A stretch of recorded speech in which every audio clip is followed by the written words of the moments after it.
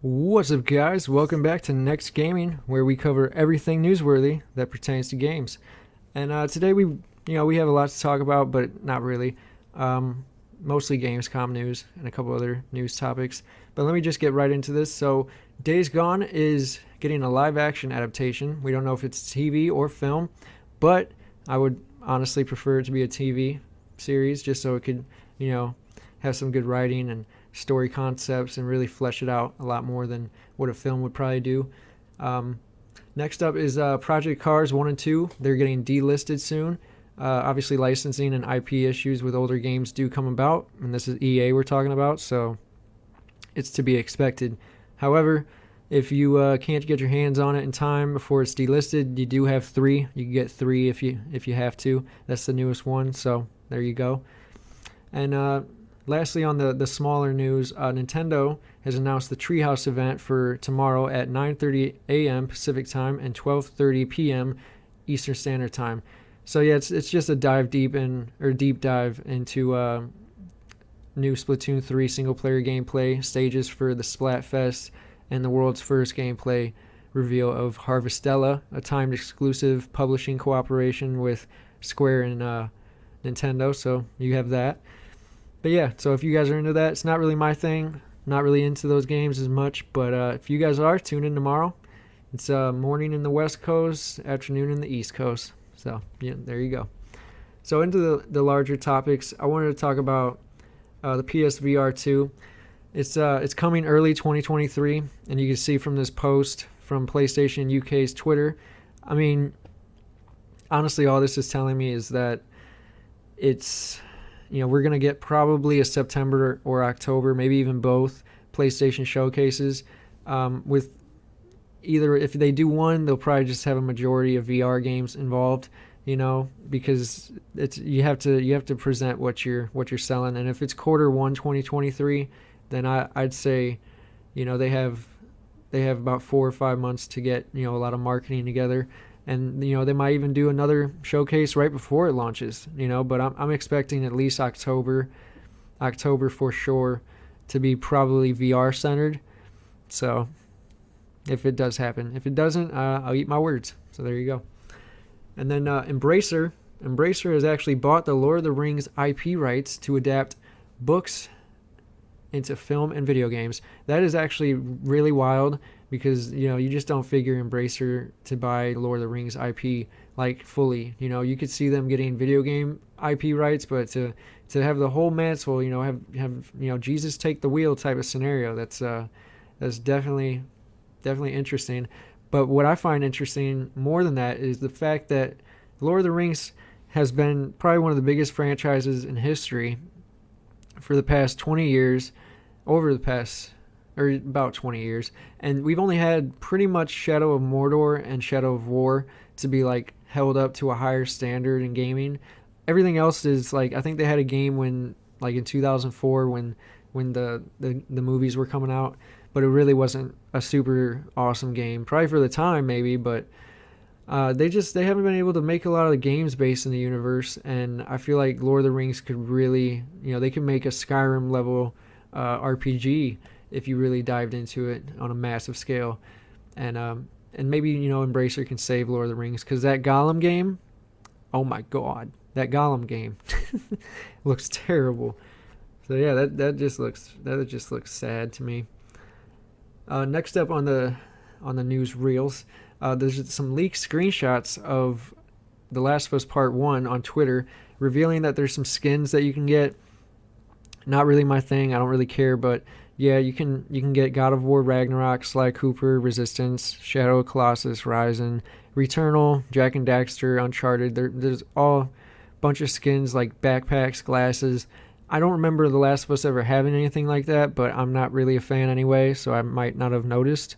But if I do pick this up, it's not like I'm going to go out of my way to find Jack's glasses. It's just not my type of thing, personally. So, but I do believe that's everything. Let me get into the Gamescom news now. I'm going to try and make it as fast as possible. There is a good bit of games to cover. The first one was Everywhere. This one was like a minute trailer. It didn't show the concept that well. It's basically like a live service game and a game and a game. Like you play as someone playing a bunch of games that you can play with everybody else too. So it's ambitious. If they can do it, go ahead. I'll award you. And so yeah, it looks interesting. The next one was Dune Awakening. It's a MMO RPG survival game. It's definitely a really good CGI trailer. I hope that it can, it can really give, the survival and the RPG, genres a bang for their buck, because Fallout 76, Elder Scrolls Online, Ark Survival, they're just not my type of games, I did like The Forest. That was a pretty good survival game, but most of them I just can't get into. So it's centered around the Dune universe, so hopefully it turns out to be good writing, good voice actors, all the shits. So that would be nice. And then DualSense Edge was announced by Sony in response to the Xbox Elite Series controllers, and I told you guys it doesn't look that different, but I'll try and get my hands on one. The Callisto Protocol looks great. Can't wait to compare it to Dead Space, see if it's, one of them's obviously going to win over the other. Just either Dead Space is going to do it by nostalgia factor, or Callisto Protocol is going to do it by simply just being the freshest horror third person. I can't even what kind of genre that is. I don't want to say zombies, but it is kind of zombies. Also, Dying Light 2 got a DLC announced, Bloody Ties, for October 13th. If you guys want to check that out. Sonic Frontiers is looking better and better ever since the first trailer from Sega. Honestly, all this says is that they listen to not only the critics from the movie industry, but the gaming industry. So that's awesome. It's coming out November 8th, and honestly, there's been too many bad Sonic games to let one slip by. And plus, with these movies, you just can't. You just can't. So the next is LIZAP, coming to Game Pass day one. It's a very interesting Soul-like Bloodborne mix within the Pinocchio universe, and I can't wait for this one. I really can't. It looks interesting. I love the industrial like age mix with these dolls, and the Dark Souls kind of like combat system. So yeah, that looks really interesting. It's awesome. It's on Game Pass day one. That's a huge win by Microsoft. So yeah, I can't wait for that. Atlas Fallen was shown, but it didn't really show enough. I think it was just a trailer. High on Life got some new gameplay. Definitely crutching on characters and humor, as the gameplay looks fun, but a little basic. So it's out December. I think, honestly, I'm not really going to care too much. It looks fun. The game made me laugh. Nothing has really made me laugh in a while, so that's a breath of fresh air in that regard. So the next was The Expanse, coming out summer 2023. It's a Telltale game. It's still in pre-alpha. I haven't watched the show, so I can't really compare it to The Walking Dead or Batman, similarly. But, I think, it looks promising. It looks familiar to those two, which are my favorites. The Walking Dead and the Batman Telltale games were by far my favorite. I know some people didn't like the Batman series, but I did. But I haven't watched the show. I gotta watch it, see if what they could do with this, because it's sci-fi, it's space. You could go to other planets. You could do a lot more with that than I feel you could with The Walking Dead. The Walking Dead, you can only play out a zombie apocalypse and scenarios over so many times before it just rehashed itself into oblivion like it did. So yeah, that looks interesting. Killer Clowns from Outer Space, the game, from the same people behind Friday the 13th and Dead by Daylight. Honestly, I'm not into it, but if you're into this type of game, check it out. It's if they can do something to make it a little less like those games and more unique to the Killer Clowns universe, that'd be really cool. But we'll just have to wait and see. Scars Above, another it's a sci-fi action adventure game. It's coming out early 2023. Basically, it's centered around this colossal alien that appears in the Earth's orbit. A response team is sent to investigate it, and they get hauled across space to this planet. You play as this doctor, and she's trying to explore this exoplanet and survive. They're saying it's going to be inspired by sci-fi classics, which I'm going to hold them to it, because it doesn't look like it has a real retro 50s or 60s feel, So I don't know what they mean by that, but you're also going to be able to see a forgotten civilization along your travels. So that sounds interesting. It's going to release early 2023 to PC and consoles. The developer Madhead Studios is mostly known for innovative approach to casual adventure games, so I don't know how that transpires into this, but let's just wait and see. Age of Empires 4 got an update. Gotham Knights got moved up to October 21st. And then this next game actually interests me. It's called Where Winds Meet. It's a new open world action RPG in the same vein of Ghosts of Tsushima. Like, it has hunting and horseback riding and across exploration against medieval China. So it's set in the Ten Kingdoms era at the end of the Southern Tang Dynasty. I don't know much about Chinese culture or history in general, but I'm a big history buff, so this is really intriguing. And then you continue on. Not only will players be able to pick sides in wars, according to Everstone, the developer, you can pursue other roles, whether it be a doctor or a merchant, with no set goals at all. So that sounds really ambitious. That sounds really fun and insane, like some old MMO, like World of Warcraft days, and then also with promises of numerous playstyles of sword fighting, martial arts, and Tai Chi, mixing swords and hand-to-hand combat with magic. So that sounds like an overall great game, and because it has history in it, has RPG elements, it's open world, it's action oriented, and it's political, and you can have your own personal gameplay experience. If you can legit be a doctor and not do anything the entire game, that's going to be really wild. So I can't wait to see what comes of that. The next one is Warhammer Darktide. This one is sadly I'm not going to be able to play it for a while. It still looks great, looks amazing, just as it did the first trailer that came out. But honestly, Warhammer PC, that just sucks, man. Because what is it? Is it coming out like next spring for Xbox, and it comes out in November for? Hopefully, it's only like a month or two. If it's like a month or two, I'm cool. If it's like spring of 2023, that sucks because it just looks so good, bro. It looks like our Gears of War. It looks like just this generation's Gears of War with the masculinity, the gore, the intensity. It just looks dope. It looks like something Valve would have put out if Valve still put out things now. That's all I gotta say. Outlast Trials got a trailer.